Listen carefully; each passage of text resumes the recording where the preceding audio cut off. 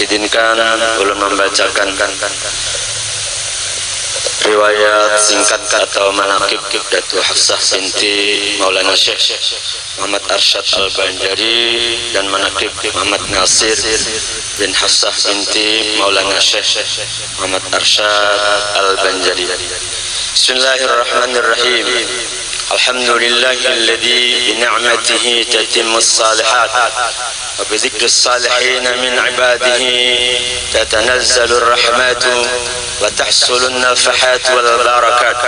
Allahumma salli wa sallim ala qudwatil qadati wa sayyidis sadat sayyidina wa maulana Muhammadin ibn Abdillah khairil makhluqin fil ardi was samawat wa ala alihi wa ashabihi wa tabi'in wa man tabi'ahum min awliyaihi dawil fadail wal karamat. Amma ba'd. Qala Allah Ta'ala fil Qur'an al-Karim, a'udzu billahi minasy syaithanir rajim. Fadhkuru ala Allahi la'allakum tuflihun. Maka ingatlah kembali olehmu nikmat-nikmat pemberian Allah supaya kamu mendapatkan keberuntungan.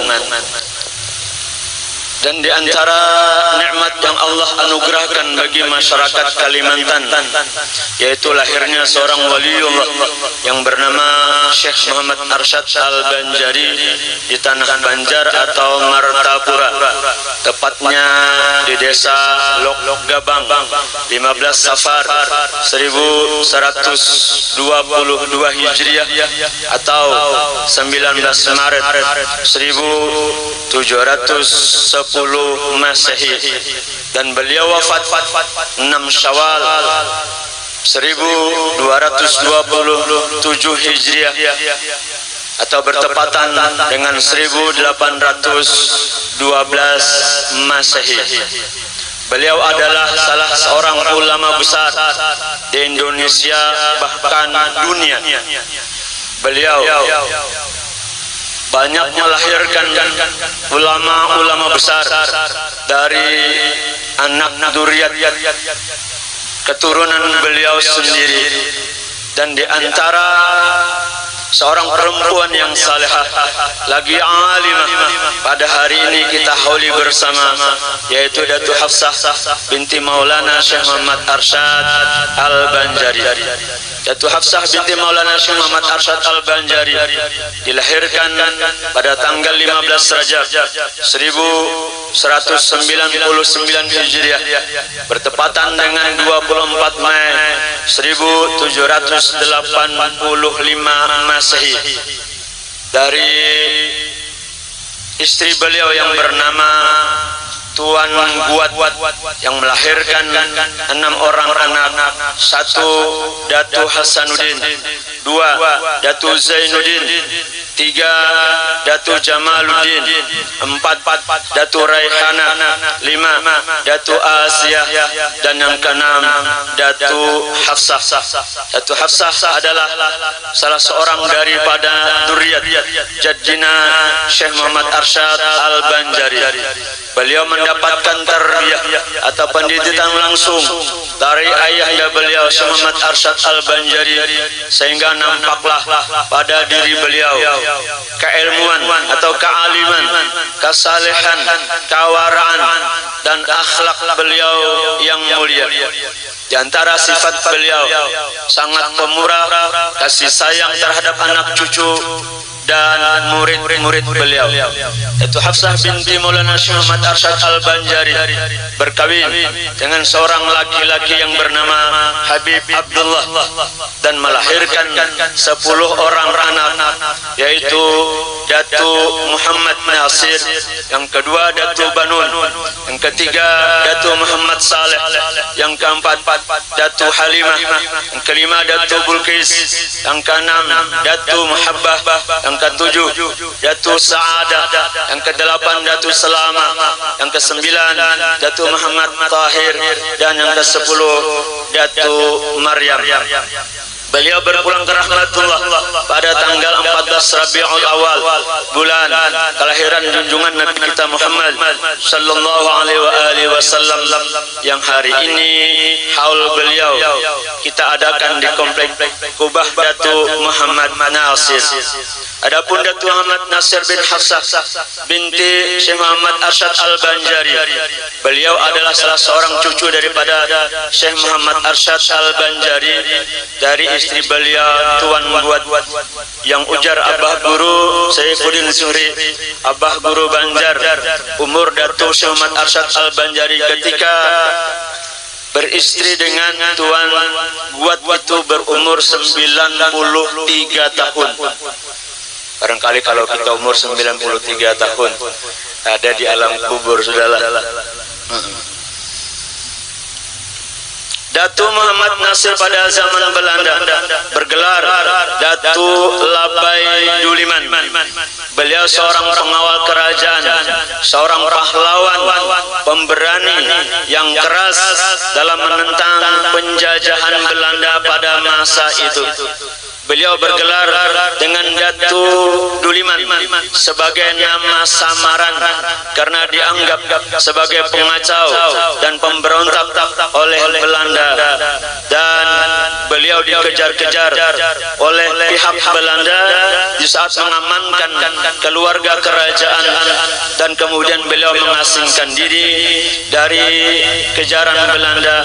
Beliau mengasingkan diri ke sebuah desa yang namanya Sungai Salai.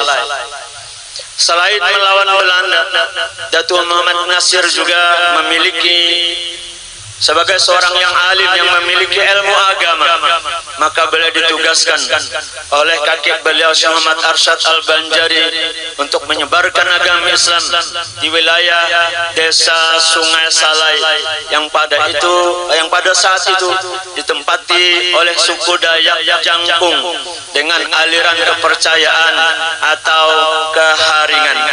Datu Muhammad Nasir datang ke desa Sungai Salai dengan misi untuk menyebarkan agama Islam di wilayah Sungai Salai.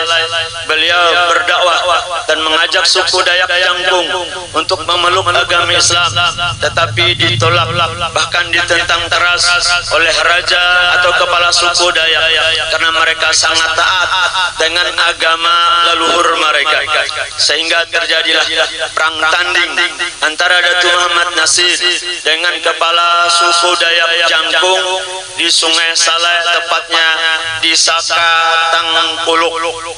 Akhirnya kepala suku Dayak ditundukkan oleh Datu Muhammad Nasir.